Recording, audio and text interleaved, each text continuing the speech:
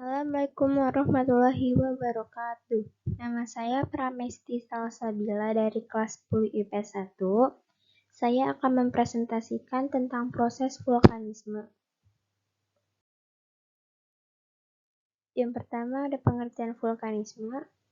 Vulkanisme yaitu pergerakan magma yang ada di dalam perut bumi. Sedangkan magma diartikan sebagai bahan-bahan silikat pijar yang terdiri atas bahan padat atau batuan, cairan, dan gas yang berada di dalam lapisan kulit bumi atau litosfer. Proses terjadinya vulkanisme.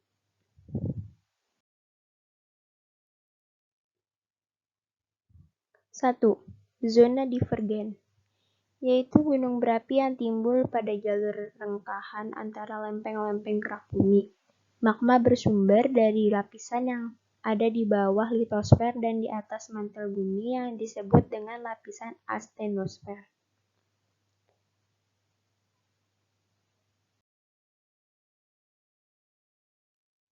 2. Zona konvergen, yaitu gunung berapi yang timbul pada jalur pertemuan dua lempeng kerak bumi. Magma yang terbentuk adalah hasil dari mencairnya endapan laut yang berasal dari darat saat menyusup atau subduksi ke bawah lempeng benua atau daratan.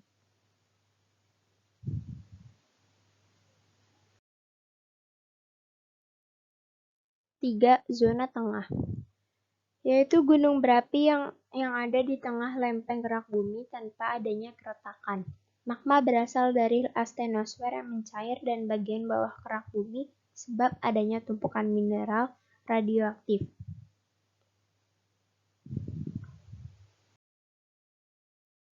Berikutnya ada gejala-gejala vulkanisme. Gejala yang pertama yaitu gejala di luar perut bumi, yaitu gunung api yang sedang terdapat aktivitas magma di dalamnya akan menunjukkan gejala-gejala yang bisa dilihat oleh manusia. Gejala-gejala ini bisa menjadi peringatan untuk cepat menjauh dari gunung tersebut. Gejala-gejalanya antara lain ada terjadinya gempa bumi, turunnya hewan-hewan gunung, dan munculnya awan panas. Yang kedua, ada gejala di dalam perut bumi. Gejala vulkanisme ini terjadi di dalam perut bumi dan tidak tampak secara langsung oleh manusia. Gejala-gejalanya antara lain ada intrusi magma, yaitu menerobosnya magma melalui lapisan kulit bumi namun tidak sampai keluar ke permukaan bumi. Yang kedua, ekstrusi magma, yaitu fenomena menerobosnya magma hingga sampai di permukaan bumi. Pada fenomena ini disebut dengan gunung meletus atau erupsi. Gejala yang ketiga yaitu gejala pasca erupsi. Antara lain adanya sumber air panas, adanya sumber air mineral, dan adanya sumber gas.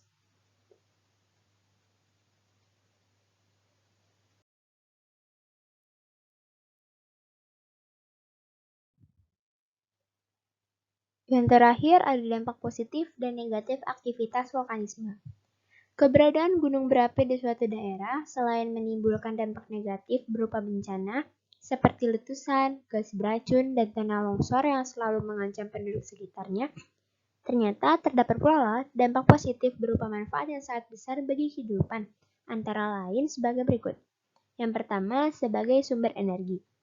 Sebab sumber energi panas dari gunung berapi dapat dijadikan pembangkit listrik tenaga panas bumi atau PLTPB.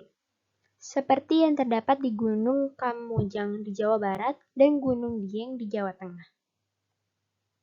2. Mineral dan bahan galian seperti intan, timah, tembaga, belerang, dan batu apung. Yang ketiga, sebagai objek wisata dan olahraga, misalnya hiking, climbing, layang gantung, dan bersepeda gunung. Dan terakhir, daerah pertanian yang subur.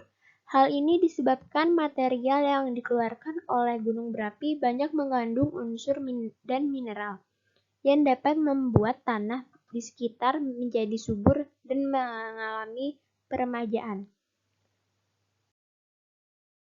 Sekian presentasi tentang proses vulkanisme dari saya. Apabila ada kesalahan mohon dimaafkan. Wabillahi taufiq wal hidayah. Wassalamualaikum warahmatullahi wabarakatuh.